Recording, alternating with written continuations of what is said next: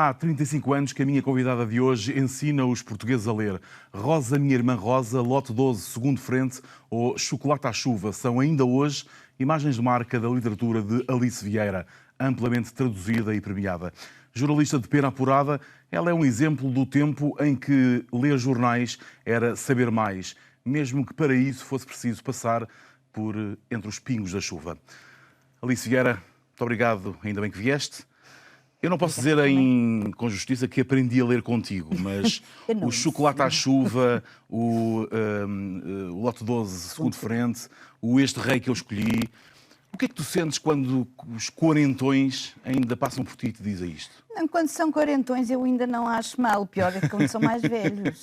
Porque há dias uma menina trazia acho que era uma rosa, minha irmã Rosa, muito manuseada.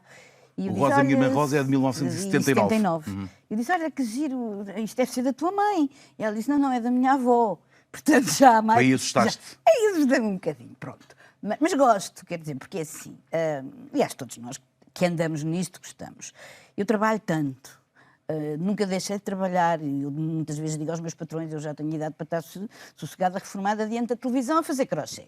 Mas realmente continuo a trabalhar. Tenho sempre livros novos. Se a gente trabalha tanto, ao menos que haja o reconhecimento desse trabalho. E eu saber que pus realmente muita gente, enfim, não sei se a ler, mas pelo menos a gostar de ler, para mim isso é o maior prémio que há. É aquilo realmente que eu gosto de ouvir dizer e ouço muito. Aprendi a gostar de ler com os seus livros, li isto, li aquilo, e falam em livros, e é muito engraçado. Aos 71 anos esse é o meu maior tesouro, digamos. Eu acho que sim. E há outro que eu gosto muito também, deixa-me já dizer antes que me esqueça, que há duas coisas que eu me orgulho muito. Uma é exatamente ter já assim esse público todo que vem ter comigo e que me fala e que diz que geracional, não é? Já tens netos, exatamente, filhos... tenho netos postiços, como dizem os meus netos. E depois é outra coisa que realmente eu me orgulho muito, é que a sala onde eu andei no Liceu Filipe de Lencastre tem o meu nome. Portanto, são as duas coisas... É um registro para foi a minha casa. Para a posteridade. Aquele liceu foi a minha casa, aquela gente foi a minha família. O que é que aprendeste lá? Aprendi a ter uma família, aprendi a ter pessoas que gostavam de mim. Eu era muito popular, eu ia ao casamento das empregadas todas, eu inventava aulas que não tinha para estar lá mais tempo. Portanto, e foi... Depois, às vezes, eu encontro antigas colegas que me dizem aquilo era terrível, repressivo. E eu digo sempre, é porque não conhecias a minha casa. Portanto, para mim aquilo já era a grande liberdade, não é? Tu sempre foste assim? Como esta assim, imagem, assim? esta imagem que nós temos de ti, eu acho que galhofeira, a falar pelos cotovelos, sempre divertida e independentemente das vicissitudes da vida e por aquelas que vais passando, e não vamos falar dessas mais delicadas, não vamos, mas tem sido várias. Não, mas é isso que eu digo às vezes, ainda há bocadinho estava a dizer com uma amiga minha. Eu não brilho nada quando estou doente, porque ninguém me vê que tadinha, está doentinha. Não, como ando sempre assim. Ninguém acredita, mesmo quando eu estou doente. Há quem faça carreira disso. Eu digo assim, queridas, eu tinha uma tia que dizia, nunca me queixo da embalagem. A embalagem cá vai andando, não é? Não, e sou sempre assim, e é feitio, também não é assim. Há pessoas que são assim, há pessoas que não são, não é? A tua carreira literária é ampla, com livros para os mais pequenos, mas também para os adultos, amplamente premiada, não só individualmente, quer também depois, em 92, recebeste o prémio da Gulbenkian pela tua carreira literária. É o prémio que te orgulha. Estás a ver, em 92, o prémio da carreira. Estás a ver quando é que foi 1992? Era uma meia carreira. Foi uma data de anos. Era uma meia carreira. E aí estava muito doentinho e eles pensavam que eu ia morrer. E então deram-me logo o prémio de carreira para ficar assegurado. 94. 94, exatamente, o que eu já fiz depois disso. Eu gosto, evidentemente, de receber os prémios, lógico.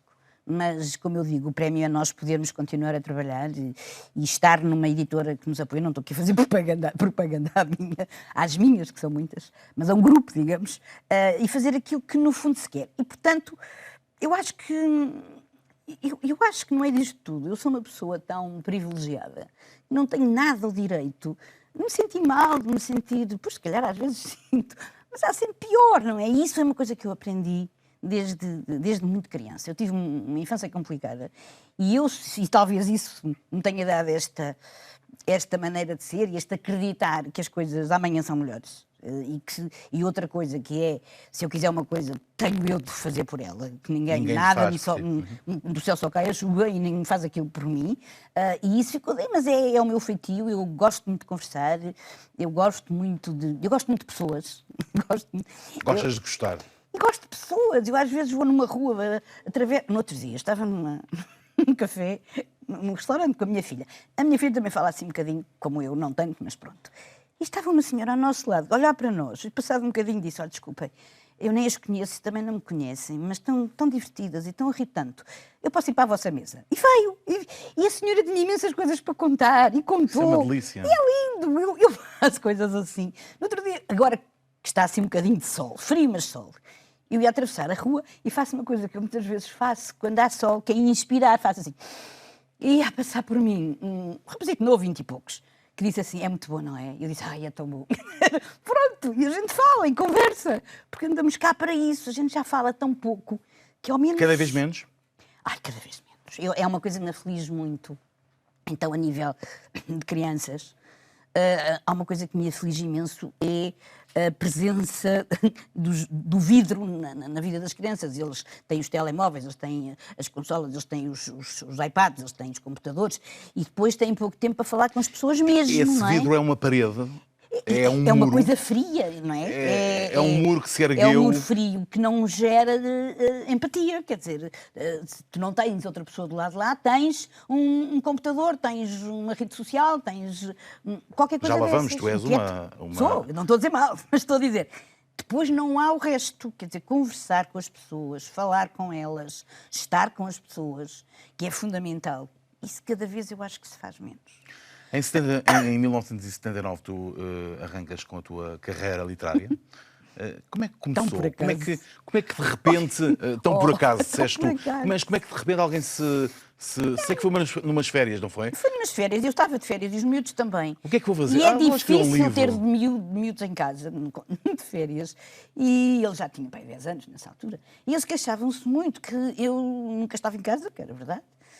Quem tem mãe jornalista é assim. Do ofício, Ainda por exatamente. cima eles tinham mãe jornalista e pai jornalista, era doce. E que eu nunca estava em casa, que eu nunca escrevia nada para eles e eu, para os calar, disse, então vamos começar nós uma história. E começámos, eu e eles os dois, a contar uma história. E como eu estava a contar a história para os entreter, achei que era melhor falar de nós. E, portanto, a Rosa, a minha irmã Rosa, é a autobiografia completa, só mudei o nome às pessoas. E nunca... enquanto estava a escrever aquilo, nunca pensei que ia ser publicado. Portanto, quando às vezes me dizem como é que foi escrever o primeiro livro, eu disse que o meu primeiro livro foi o segundo, porque esse é que foi pedido pela editora, que viu que aquilo tinha vendido muito e pediu logo outro. E esse, quando eu estava a escrever, eu já sabia este vai ser publicado, então criou-me uma série de angústias. Surpreendeu-te? Que o primeiro não tinha criado nada. Surpreendeu-te o sucesso que o primeiro teve? Surpreendeu-me muito. Para já, ligaram para o jornal a dizer que eu tinha ganho o prémio saiu muito tarde, eu já nem me lembrava. E era o prémio, qual prémio? Não concorria a prémio nenhum, por não te explicar que prémio era. Surpreendeu-me muito, porque a primeira edição da Rosa, a minha irmã Rosa, esgotou-se quase logo, assim que saiu. E outra coisa que hoje é normalíssima, naquela altura não era, não só se vendeu imenso, como eu passei a ser convidada a ir às escolas falar com os miúdos, que naquela altura era uma coisa... Eu lembro-me de uma das primeiras escolas onde eu fui, em Alcobaça, de entrar assim para a escola à procura da professora e de um miúdo passar pela minha frente, olhar para mim, tu é que és a Alicieira? Eu disse, a escritora que vem cá hoje? Eu disse, sim. Olha, no meu livro os escritores estão todos mortos. E pronto, realmente ele estava ali, viu uma escritora viva, para ele era uma coisa extraordinária, Era um não é? acontecimento. Estava tudo morto, realmente. E a partir daí eu não parei, foi assim uma vida muito complicada porque tinha o jornal todos os dias, não é? E portanto só podia ir às escolas nos dias em que tinha folga e para isso escolhia folgas em dias de semana.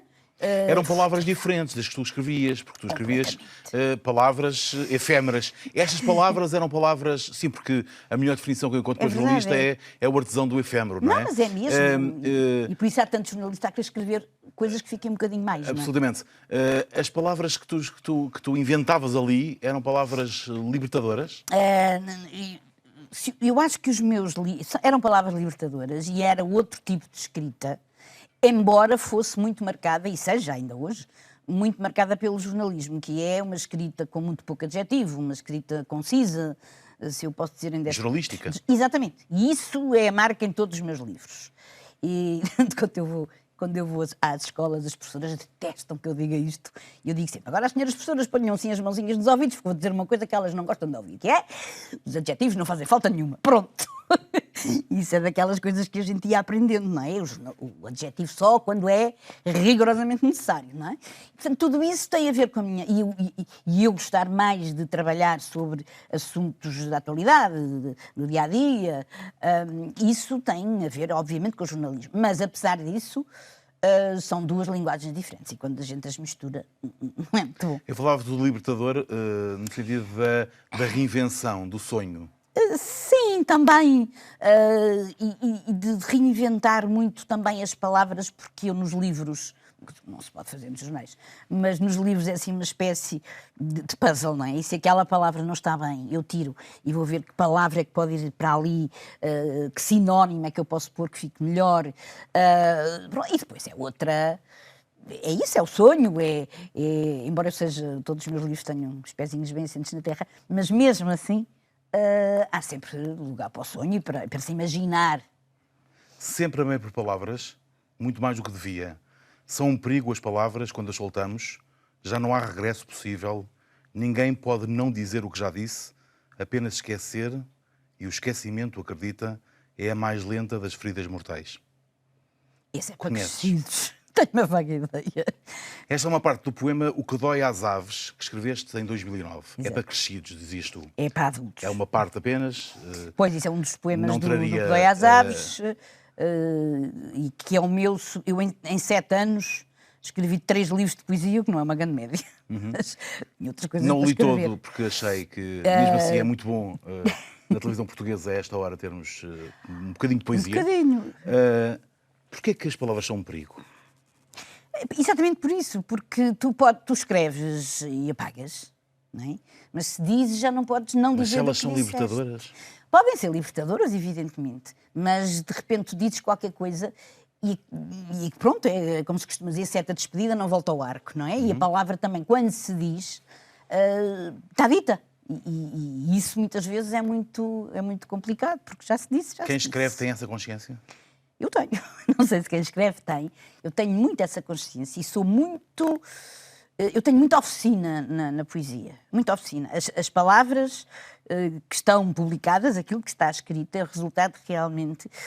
Primeiro, sim, de uma grande liberdade, de uma qualquer coisa que eu não sei como é, não lhe vou chamar inspiração, que é uma palavra que eu não gosto, mas que escrevo e depois aquilo é mudado, e sou de muita oficina, sou de muito burilar a frase, sou de muito... aquela palavra não, vamos ver o que é que se põe ali. Acho que era o Lawrence Durrell que dizia, numa definição de poesia, que era quando uma emoção encontra uma técnica. Eu sou muito de técnica. Claro, primeiro vem a emoção, mas depois temos que trabalhar. E dá muito trabalho. Os meus livros de poesia são muito pequenos e dá-me muito trabalho, porque aquilo não pode ser bem à primeira, aquilo tem de se ver... É ofício, é ofício. O esquecimento é a mais lenta das feridas mortais. O esquecimento público de um escritor é também uma ferida mortal? E é terrível, terrível ver-se como há escritores completamente esquecidos, como há grandes escritores esquecidos, e o que é que nós podemos fazer para isso, não é? Porque, para já, porque a literatura foi praticamente banida do ensino dos liceus, das escolas. E como é que os miúdos leem? No fundo, eles leem os atuais, leem os de agora. É muito bom, eu fico muito contente, porque me leem a mim. Sim, mas pronto. Leem agora, as sebentas, leem os resumos. Os outros é terrível. A gente fala, sei lá, de um Carlos de Oliveira, do Manuel da Fonseca. Ainda no outro dia estava aí o Jorge Silva Melo, no Facebook, a falarmos do Augusto Já lá vamos, às do redes Augusto sociais. Abeleira. E eu tenho a certeza que a gente fala do Augusto Abeleira assim, e ninguém já sabe quem é. E morreu há meia dúzia de anos. Quer dizer, não. É terrível o esquecimento. E o esquecimento dos autores porque também ninguém fala deles, não é? Não se fala nenhum. É muito mau. Os mais velhos, enfim, tu és uma mulher de letras e, portanto, deixamos de eufemismos. Velha, gosto muito da palavra os velhos são esquecidos neste país? são muito esquecidos neste país, são muito postos de lado. E repara, os velhos já são assim, pá, é da minha idade, não é? Porque. E eu vejo mesmo o tratamento que se dá às pessoas mais velhas. Quando a pessoa mais velha é, sei lá, o feiticeiro da tribo, é aquele que tem a sabedoria das coisas, é aquele que passa conhecimentos, não é? E como se põe o ancião, que é uma palavra bonita. Eu não gosto nada da terceira idade, não, é uma coisa horrorosa. É horrível. Agora, velho, ancião, com certeza. E são desprezados, e são... Depois as pessoas também não têm vida, não têm espaço, não têm para poder estar com eles. É muito difícil. Muito difícil. Eu uma vez lembro-me que ia para o jornal, estava a chover, e veio um senhor assim, velho, ter comigo, que não me conhecia de lado nenhum, e que me perguntou: desculpe, eu sou da aldeia, estou cá em Lisboa porque os meus filhos não querem que eu lá esteja sozinho e trouxeram para a casa deles. Mas os meus filhos vão de manhã para o emprego, o meu neto vai para a escola. E eu não sei falar com máquinas. Posso-lhe mostrar as fotografias dos meus netos? E tivemos ali à chuva a ver as fotografias ao Sr. Natalino. E ele a contar-me a história, porque ele precisava de falar. Porque essas pessoas precisam de falar. E não há ninguém para os ouvir. E é terrível. Foi essa falta de voz que te fez abraçar recentemente um projeto que infelizmente durou pouco tempo, o Jornal Sénior. E eu acho que eu nem percebi porque é que durou pouco tempo. Com outro baluarte do jornalismo, o Mário Zamujal. Nós estávamos muito empenhados. Entre outros, mas o Mário Zamujal era diretor. Eu também comecei a trabalhar. Estávamos todos muito empenhados nisso. Que era um projeto tão e era um projeto ternurento. Era ternurento. Penso, apesar de tudo, que faltou qualquer coisa ali, porque é assim, velhos, ciência, tudo. Agora, os velhos também às vezes não gostam só de ver velhos, não é? Uhum. E quando pegam num jornal ou numa revista, sim senhora, querem saber onde é que podem comprar isto e aquilo e as coisas para eles, e querem saber de gente da idade deles, tudo bem. Mas também querem ver assim, uma entrevista com alguém mais novo. Uns modelitos. Uns modelitos. E acho que foi umas catraias, para utilizar um termo. Umas catraias, e acho que foi o que falhou um bocadinho ali, não é? E também acho que a distribuição também foi mal feita. Pronto, foi qualquer coisa ali que não correu bem. Mas, de qualquer maneira, foi... E que, enquanto durou, teve muitos leitores que me falavam e que gostavam de ler o jornal. Durou o que pôde. Uhum. Falamos de jornalismo, tu entraste no jornalismo em 1958, não sim, profissionalmente, 61. No suplemento juvenil, que era de resto onde mas assim, a sério, sim, 58 no juvenil. 58 no suplemento juvenil, que era onde de resto se começava muito, todos. Na altura, os no meio a meio no Diário de Lisboa. O teu primeiro texto, curiosamente, foi recusado. Pois foi muito bem recusado, porque era muito mau. Lembras-te do que era? Não me lembro nada do que era. Não me lembro do que era, mas lembro que se chamava O Gigante. Não me perguntes porquê, nem o que era. Não faço a mínima ideia. Mas era muito mau porquê? Eu tenho a certeza que era muito mau. Cheio de adjetivos, não é? Cheio de adjetivos, ia ser assim uma coisa muito, sei lá, muito moralista. Não faço. É que não me lembro nada, repara, nada. Agora, daquilo que eu me lembro até hoje, e foi isso que me fez entrar a sério depois no jornal, havia um grande jornalista, que já morreu antes, que era o Renato Boaventura, e o Renato Boaventura fez com o Silva Pinto também, era um grupo deles, fez uma série de grandes reportagens no Diário de Lisboa sobre Lisboa. Aquilo durou quase uma semana. E o Renato um dia perguntou-me, eu, coitadinha de mim, que só colaborava no Diário no Juvenil, se podia incluir naquela reportagem deles um poema que eu tinha escrito sobre Lisboa. Eu enchei aquilo. E isso lembro-me, era um poema, não me lembro do poema todo, mas era mais uma coisa assim, Lisboa tem cinemas às 6. Onde é que isso é hoje? Hoje tem cinemas a qualquer hora, não é? Mas naquela altura era cinema. E lembro-me que era um bocadinho isso e que ele arranjou lá uma caixinha no meio da reportagem para sair aquilo. Foi assim a maior alegria da minha vida. E depois pronto, passei para o jornalismo a sério. Agora, acho que sim, e as pessoas devem pensar que realmente não se começa logo a escrever bem, e tive esse recusado, e tive outros, não foi só esse. Que memórias é que guardas daquele tempo? Tempos muito difíceis, e é muito bom complicado. Recordar aos nossos espectadores que estamos num tempo em que a censura existia imensa. Como é que era, de facto, vamos... Nuno, era tão complicado que uma das grandes dificuldades para mim e para camaradas meus, nossos, foi depois do 25 de Abril poder escrever em liberdade. Estavas tão rotinada. Como se diria hoje, tão formatada. Estavas com o chip tão... Estava tão formatada. E eu dava às vezes comigo a dizer, eu não posso falar deste. Não posso. Por que eu não posso? Porque estávamos... Repara, eu já nasci no Estado Novo e, portanto, a censura para mim sempre existiu. E eu sabia que existia. Agora, nós tínhamos de falar das coisas com tantas metáforas, de maneiras tão estranhas para se poder... Então, havia realmente uma grande cumplicidade, isso é que era muito engraçado, entre o leitor e o jornal, sobretudo o leitor do Diário de Lisboa, lógico que era um jornal de esquerda. Havia muita cumplicidade e eles percebiam o que é que aquilo, no fundo, quereria dizer, não é? Porque os cortes de censura eram assim, de alto a baixo, quer dizer, era uma coisa... Eu lembro quando foram as cheias de 67, foi uma coisa terrível, morreram para aí mais de 500 pessoas, e a uma dada altura houve um telefonema do coronel da censura a dizer, a partir de agora não morre mais ninguém. E isso era... E tudo que não se podia falar, que era cortado. Quando o Papa cá veio, o Paulo VI, quando veio a Portugal, fez muita questão de dizer, eu não vou a Portugal, vou a Fátima. Não sou recebido pelo governo português, sou recebido pelo Bispo de Leiria. E foi exatamente o que aconteceu. Eu tenho lá em casa recortes da visita do Papa, todos cortados, todos. Porque era impressionante o ataque a tudo e depois o que isso implicava, porque muitas vezes as provas de censura vinham tão tarde que o jornal perdia todas as ligações, todos os comboios, e aquilo era um prejuízo enorme, não é? Portanto, como é que vocês sentiam que era possível mudar isso? Olha, sabes, eu acho que a gente... Ou não havia essa consciência? Nem sentíamos.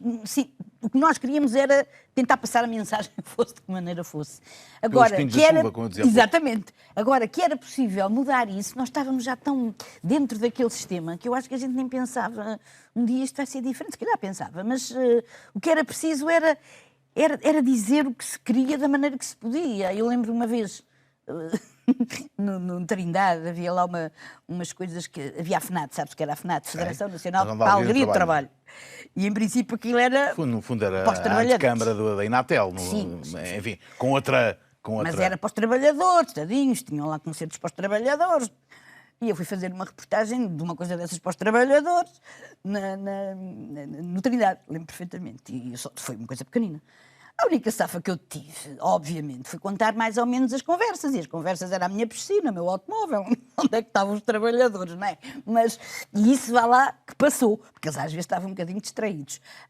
Agora, uma altura ficou famosa, que cortaram a página inteira, toda, a primeira página do Diário de Lisboa, e o Diário de Lisboa nesse dia saiu só com receitas de cozinha. Ora, um leitor que pega no Diário de Lisboa e via a primeira página só com receitas de cozinha, percebe imediatamente o que é que se passou. Portanto, era essa cumplicidade entre os leitores e os jornalistas que era muito boa, não é? Isso era... O leitor mudou também. Ai, completamente. Mas tudo mudou.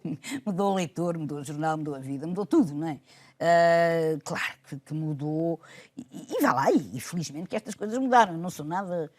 saudosista, sou saudosista daquilo que vale a pena, mas isto realmente é uma coisa terrível, não é? E ainda bem que mudou, ainda bem que se habituou a ler outras coisas, porque aquilo era tudo contra a natura, quer dizer, não se podia viver assim daquela maneira. Tu continuas a ler jornais, evidentemente, jornalista para sempre, em papel? Em papel, porque é assim, eu até recebo lá aqueles os jornais todos, lá Planeta e não sei o quê, mas não sou capaz, eu não sou capaz de ler no vidro, quer dizer, leio, mas que remédio, não é? Portanto, jornal, até às vezes coisas que me mandam, eu tenho de imprimir para ler e para dizer qualquer coisa, e jornais é em papel, até porque eu sou uma viciada nas palavras cruzadas. Não há como... Também tenho de fazer as palavras cruzadas. Mas o folhear, não é? O cheiro da folhear, tinta, o cheiro da tinta. O ficar com as mãos... Agora já não fica, porque as máquinas agora já são outras e já não deixam as mãos sujas. E depois aquela mania que normalmente o jornalista tem, que é de faz assim, e lê o jornal ao contrário, não é? De trás para a frente. De trás para a frente. Não, isso são coisas Eu fazia-te ficam. esta pergunta porque tu és uma eu não diria viciada, mas és uma utilizadora quase nativa de redes sociais. Podes dizer viciada, assumo perfeitamente. Viciada. Aliás, esta nossa conversa foi depois combinada via telefone, mas foi no Facebook, foi previamente combinada, ensaiada. Por mensagem. Tenho que ensinar as pessoas muitas vezes, quando elas dizem no Facebook não temos privacidade. Não, Facebook, mensagem privada, é bom que É isso, porque ele se sabe utilizar. Claro. Aquilo é muito bom. Lógico, eu sou perfeitamente viciada. Tu, de facto, falas por Skype? Falas por... Não, por Skype não. Não é por Skype, mas por... Mas isso tudo. E é tão bom que eu, aqui há uns 2, 3 anos, estava a começar a escrever um romance para adultos que se passava no Porto Santo, que é um romance que se chama Os Profetas, sobre uma heresia que floresceu no Porto Santo no século XVI. E eu disse no Facebook, eu vou para Porto Santo para a semana, vou tratar deste assunto assim, eu não conheço lá ninguém, eu preciso ver isto e mais isto. Eu já tinha pessoas à minha espera, uma professora que me foi mostrar a ilha toda, outros que andaram comigo a mostrar tudo o que eu queria. Portanto, o meu trabalho ficou completamente facilitado. Quando eu cheguei, já estava toda à minha espera. Já tinha ferramenta de trabalho fantástica. Então, para um jornalista, hoje, de facto... Não, mas é uma ferramenta extraordinária isso. Não sei como é que nós vivemos tantos anos sem aquilo. É verdade. Quando pensamos agora como é que é possível... Eu às vezes também penso assim, daqui a, sei lá, 100 anos, as pessoas também iam dizer, meu Deus, como é que eles viviam sem uma coisa qualquer coisa. Não é? Sim, mas também, por outro lado, também o culto do facilitismo que acabou por, enfim... Perdeu-se um bocadinho da procura de ir à biblioteca, à hemeroteca. É verdade. Eu muitas vezes dou comigo assim, realmente, eu estou lá no computador e quero saber uma coisa qualquer, levanto-me para ir a ver na enciclopédia. E estou-me assim a levantar assim, para que é que eu vou à enciclopédia? O senhor Google responde, não é? Sigo ao Google em segundos, tenho tudo o que eu quero, não é? Alice, estamos com 3 minutos de conversa pela frente. É um enorme prazer ter-te aqui. É um enorme prazer aprender contigo, conversar contigo. Conversar é bom. E isso é muito bom. Qual é a tua relação com a televisão? A minha relação com a televisão... com a televisão em si, é boa, lógico, aquilo. Agora, é a mesma coisa. Mas é distante ou é frequente? Não, eu não sou viciada em televisão. Eu escolho a pergunta tem... Eu escolho aquilo que quero ver, não sou das pessoas que acendem... eu não devia estar a dizer isto nesta casa, mas é assim, faz muito mais falta... É uma casa de liberdade, portanto... Não, e pertence à casa, só que não é a televisão. Faz muito mais falta a rádio... do que a televisão. Se a minha televisão está estragada, há poucas vezes, mas pronto, está estragada, pronto, é chato, no dia seguinte peço para me... Se é rádio, eu dou em doida, porque a minha rádio está ligada desde as 7 da manhã, com Candeias, e não sei o quê, e com António Macedo, e não sei o quê, e dou recados, e eles respondem. Portanto, a rádio para mim está ali perto, é mesmo aqui. É companhia. É companhia. A televisão, raramente abro durante o dia, até porque não estou em casa, e não vejo. E depois tenho assim um ou outro programa. Posso dizer uma coisa? Sou tão viciada nas redes sociais como sou viciada em beirais. Pronto. Onde, aliás, vais... não sei se pode dizer... Acho que sim, mas pronto. Depois eles veem. Depois disso, não é? Exatamente. E neste momento, aquilo que realmente eu vejo na televisão, tirando as coisas de noticiários e isso assim, vejo... Não é por estares aqui, mas também vejo... Porque eu gosto muito de programas de entrevistas. E esse eu esforço-me por ver. Tirando isso, é Beirais e é uma série no cabo que é os Midsommar Murders, que eu sou viciada também. Pronto, e vejo, para além disso, muito pouco. Mais seletiva. Sou muito seletiva. O que é um contraponto com viveste durante anos e anos com um feroz crítico, feroz na verdadeira essência. Se calhar por isso, até porque os meus filhos... O Mário Castrim, estamos a falar do Mário Castrim. Se calhar até por isso, os meus filhos nunca foram viciados em televisão, porque era o trabalho do pai. E como era o trabalho do pai, e não podiam fazer barulho, e não podiam ir para ali, podiam não sei o quê, nunca foram muito viciados em televisão, nunca foram. Havia regras definidas lá em casa? Havia uma sala para o Mário poder... Havia e ainda há, quer dizer, não digo que ninguém lá entra, mas realmente era a sala, que era a sala de trabalho, no fundo, era a sala de trabalho onde estavam... Meu Deus, eu agora penso... as maquinarias que eu tenho lá em casa, aqueles gravadores assim deste tamanho, as A gravar bobines. tudo para ele poder depois escrever. Exatamente, as bobines, tudo aquilo. Eu tenho lá assim montanhas daquilo, não sei o que é que eu vou fazer àquilo. Mas havia regras que era, não se podia falar, raramente ele podia jantar connosco à mesa, portanto ia-se levar o tabuleiro, também por isso eu nunca, e os miúdos, nunca tivemos televisão na casa de jantar, nunca. Aquilo era o trabalho do pai, levava-se para ele. Mas era preciso haver regras, no fundo, era isso. Agora, sempre fomos muito livres, não é? Em relação aos programas.